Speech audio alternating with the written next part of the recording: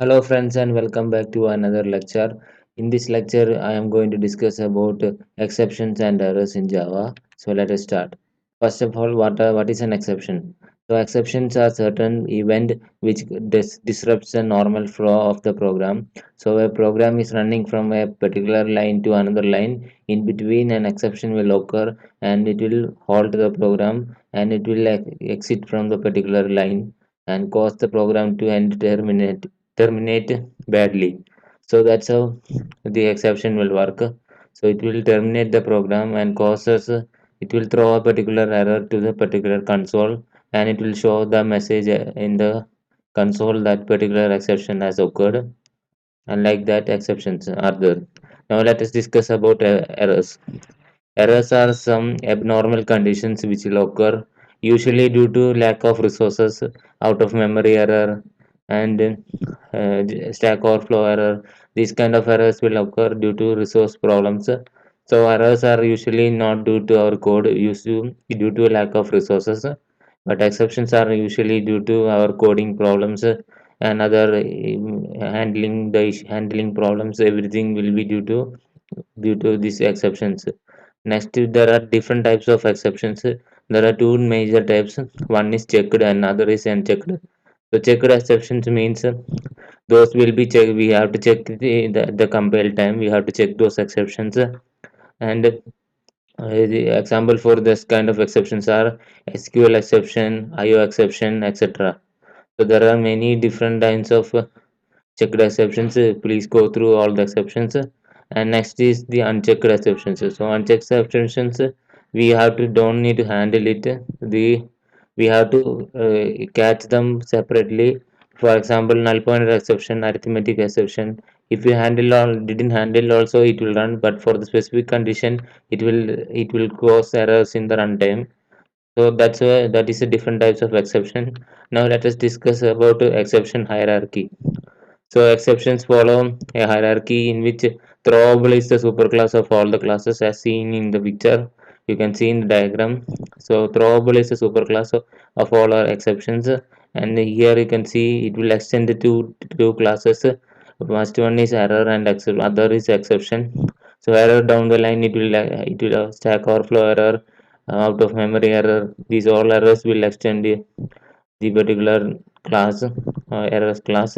And from the exception side you can see the IO exception and other exceptions are there. And after that you can see the runtime exception class, which will be another subclass of and another subclass. And in the runtime exception class will be implemented by the arithmetic exception and other exception classes. So you can see here in this picture. So that's it about exception hierarchy and the theoretical aspects of exceptions and errors. Now let us see some programs in which I will see some exceptions occurring. Now let us see a program in which there are some exceptions. So in this programs we will see some exceptions occurring in our program. So here you can see the variable is initialized to null, and after that I am trying to print the caret method. So this will throw an exception. You can see I'll run this program. I'll try to run this program. At that time it will throw null pointer exception.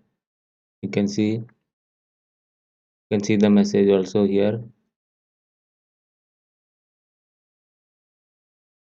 So this is how one type of error is null pointer error, which is most commonly seen error.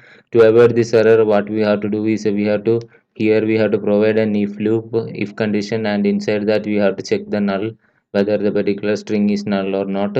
There is another way of doing this using optional classes, which we'll discuss in later in this section.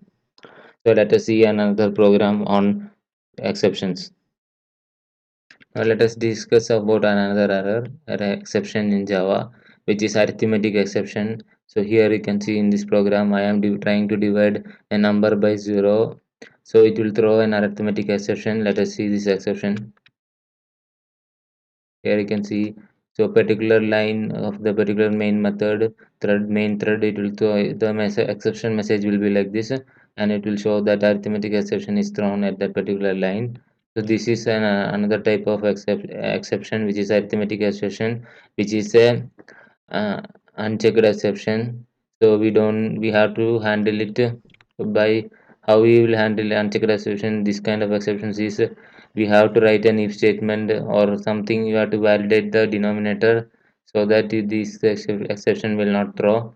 So that's it for this program. Let us see another program in which another exception is occurring. Now in this program we are going to see another error exception called as array index out of bound exception. So this exception occurs if we see if you declare an array and that array we are trying to access an element of position which is not present in the array. That time this error will be thrown. Let us see the how the exception is getting thrown. So here you can see the exception message has been coming. So it is showing that array index of exception index out of bounds exception is thrown.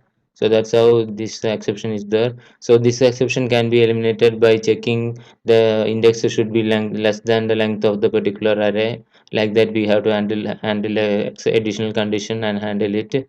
So that's how we can handle this exception.